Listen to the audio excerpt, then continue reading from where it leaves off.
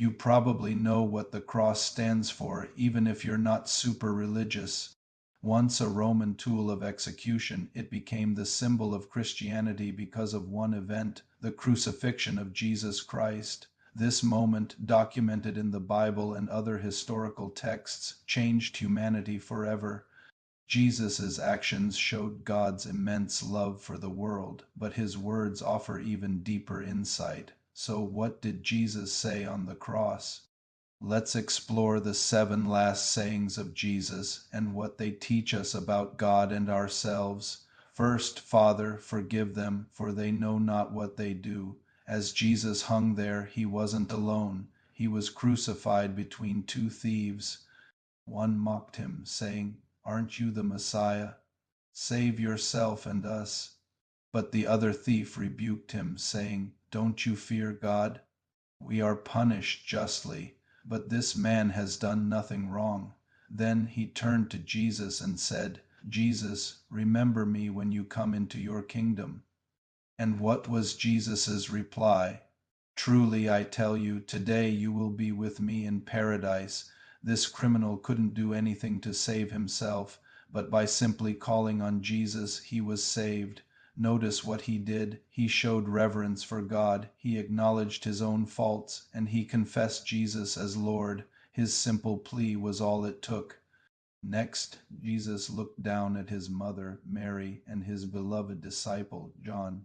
He said to Mary, "Woman, here is your son," and to John, "Here is your mother." Even in unimaginable suffering, his heart was full of love and care for his family. As the firstborn son, it was his duty to care for his mother by entrusting her to John. Jesus fulfilled the law, remaining obedient to God even unto death. Then we hear perhaps the most jarring words, my God, why have you forsaken me?" Did God abandon Jesus? Was this a cry of doubt? Not at all. Many scholars believe Jesus was quoting the beginning of Psalm 22, a song that starts with despair but ends in triumphant praise. In his deepest agony, Jesus chose to worship, pointing to a scripture that foretold his suffering and ultimate victory. It wasn't a cry of separation, but a song of fulfillment. A little later, Jesus said, "I thirst." These 2 simple words are a powerful reminder of his humanity. While he bore the sins of the world, something only God could do, his physical body experienced real, incredible pain. He was spared no anguish in his mission to save us. This shows the true depth of God's love, that he would endure such suffering for our sake.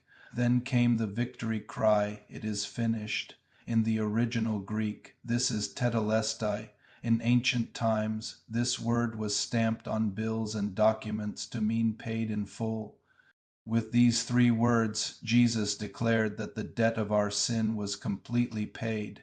Every promise of God was fulfilled. The final, eternal sacrifice had been made.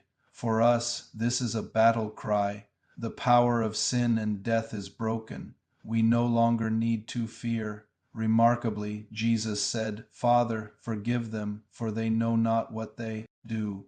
He was betrayed, beaten, mocked, and humiliated.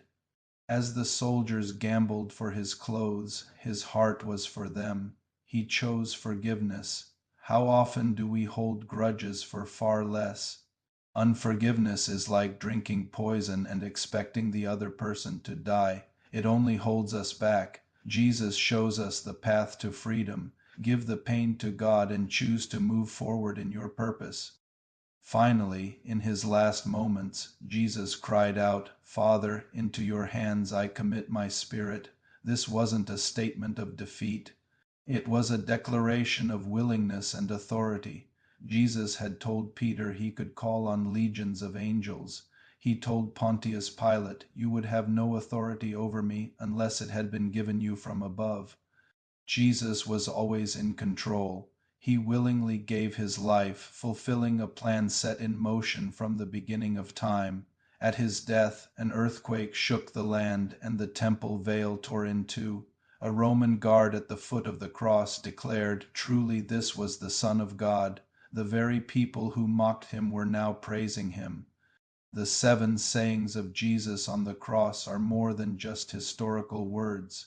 They are a personal message of love, forgiveness, and hope for each of us.